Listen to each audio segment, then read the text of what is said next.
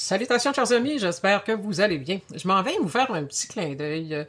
Ce matin, je me suis levée avec une idée parce que je vois toutes sortes de commentaires, toutes sortes de choses. Les gens s'interrogent beaucoup par rapport aux élections qui s'en viennent le 28 avril. Évidemment, réfléchir avant d'agir, c'est toujours une bonne chose. Donc, je m'en viens vous proposer une petite réflexion.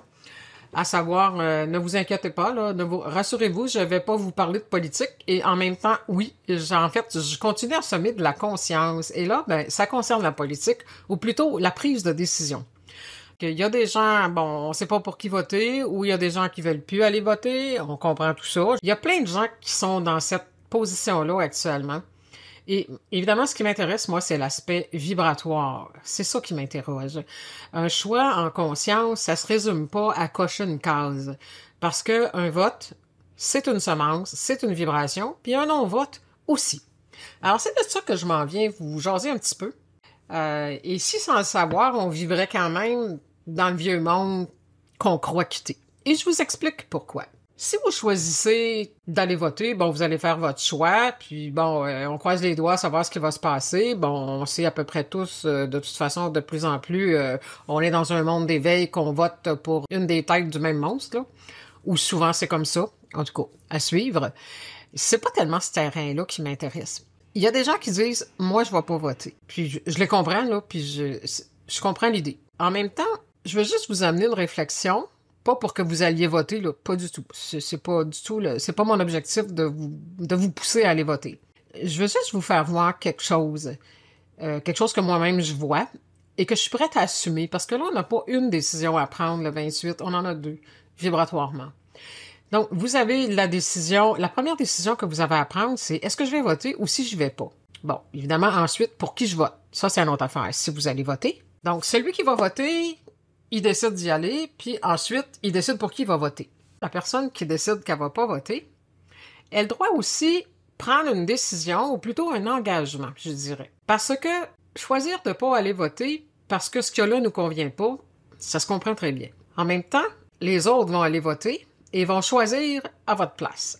Qui ne choisit pas, choisit de subir les choix des autres. Bon, ça vient avec. Alors, le gouvernement qui sera élu le 28 avril, qui probablement ne fera pas votre affaire parce que de toute façon, vous voulez pas aller voter, ça veut dire que tout ce qui est proposé ne vous convient pas. Moi, c'est la suite qui m'intéresse, là. Plus que le vote puis qui va gagner, ça m'intéresse pas vraiment.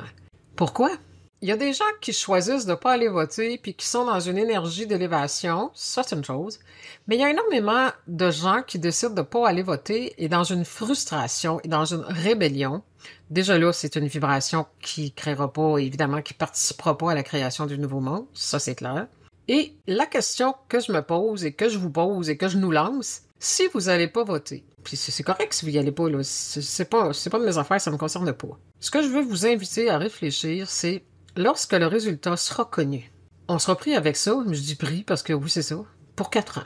Alors, lorsque vous allez regarder les décisions qui sont prises par les dirigeants, les nouveaux dirigeants, allez-vous être capable de pas chialer, de pas vous en mêler, de pas critiquer. Parce qu'à quelque part, quand on va pas voter, on s'enlève soi-même le droit de parler. On choisit pas, puis on critique le choix des autres. Et vous savez, critiquer, se plaindre, chialer, dénigrer, c'est un vote vibratoire. Parce que dans l'énergie, tout ce sur quoi je porte mon attention, l'univers pense que c'est ce que je veux et que je choisis. Alors que vous ayez voté ou pas, si on continue à critiquer, à chialer, à se plaindre, ça ne veut pas dire de ne pas dénoncer des choses qui doivent l'être, ça c'est une chose, mais ajouter une énergie de critique, de condamnation, de ceux qui ont voté pour ces gouvernements-là, là, on accuse plein de gens, y compris les boomers, tu sais, c'est comme, à un moment donné, on n'en sort plus. Est-ce que vous êtes capable de rester dans votre énergie, si vous choisissez de ne pas aller voter, de continuer votre vie après, peu importe le choix qui aurait été fait par les autres, parce que vous n'êtes pas concerné, vous avez décidé de ne pas choisir, et de ne pas critiquer ce qui a été mis en place, non pas sans votre consentement, mais sans votre participation. C'est ça qui est important, là, dans l'enjeu vibratoire. C'est pas qui gagne pas, qui y va pas, c'est pas ça. Est-ce que vous allez être capable de continuer? Est-ce que je vous le dis comme il faut? Vous pouvez pas me répondre, là, mais c'est parce que je sais qu'il va y avoir tout plein de commentaires par rapport à ça dans votre tête. Et dire, ben oui, mais tu sais, Suzanne, il n'y a rien d'intéressant, ça m'intéresse pas. On est en transition. L'ancien monde versus le nouveau monde. Et c'est la loi de la substitution qui mène au niveau vibratoire. Donc, on dit, ce que tu veux voir sortir de ta vie, cesse de le nourrir et nourris ce que tu veux. Donc, si vous dites, moi, je nourris pas, je vais pas voter, on peut comprendre. Et possiblement, mais en même temps, vous remplacez ça par quoi? Moi, c'est ça là, qui m'intéresse. Vous allez remplacer ça par quoi? Qu'est-ce que vous allez nourrir? Parce que l'ancien monde, il s'effondre, mais il est encore là. Et ce qu'on nous propose provient évidemment de l'ancien monde, là, carrément 3D. Et le nouveau monde, il n'est pas assez fort, il n'est pas là encore, il n'y a pas assez suffisamment de gens qui sont capables, où il y a bien des gens qui chialent puis qui se plaignent se pensant dans le nouveau monde, mais c'est pas ça, c'est agir puis c'est d'être capable de bouger autrement, d'être souverain dans sa propre vie.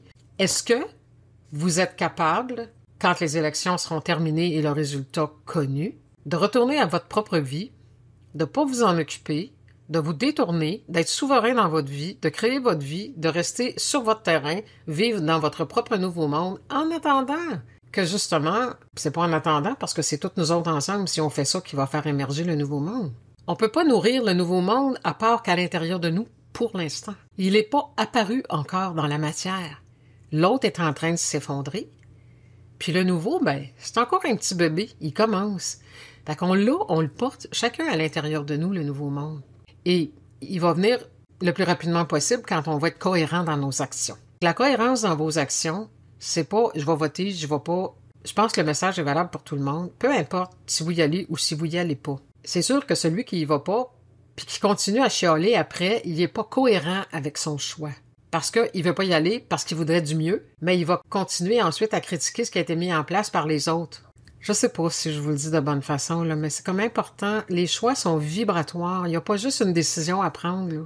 C'est pas juste une coche dans une case, là. Est-ce que vous votez pour vous-même? Est-ce que vous faites un choix? Tu sais, vous pouvez y aller pour... Il y en a qui vont aller annuler leur vote. Il y en a qui vont... Peu importe. Ça va être quoi votre attitude après? Peu importe le résultat. Ça va être quoi votre attitude après? Votre façon de parler, votre façon de penser par rapport à qui va diriger le pays pour les 4 prochaines années. En fait, c'est ça, ma réflexion. Et non, je parle pas de politique. Je suis sur le terrain de ça. Mais l'idée est qu'on éveille nos consciences aux conséquences de nos pensées, de nos émotions et de nos paroles sur tous nos écrits maintenant avec les réseaux sociaux. Donc, on est où là-dedans? Alors, je vous invite à la réflexion. Si vous choisissez de pas aller voter, est-ce que vous êtes prêt à vous engager à être souverain de votre propre vie?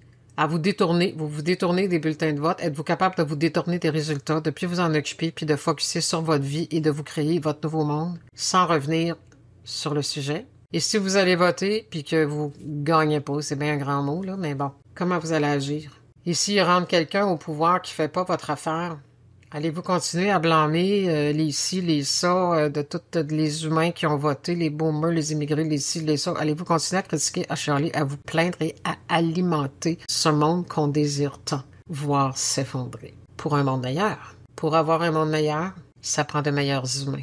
Des meilleurs humains, ça commence à l'intérieur. C'était ma petite réflexion de conscience, appuyée sur l'instant de ce qu'on vit actuellement au niveau du peuple.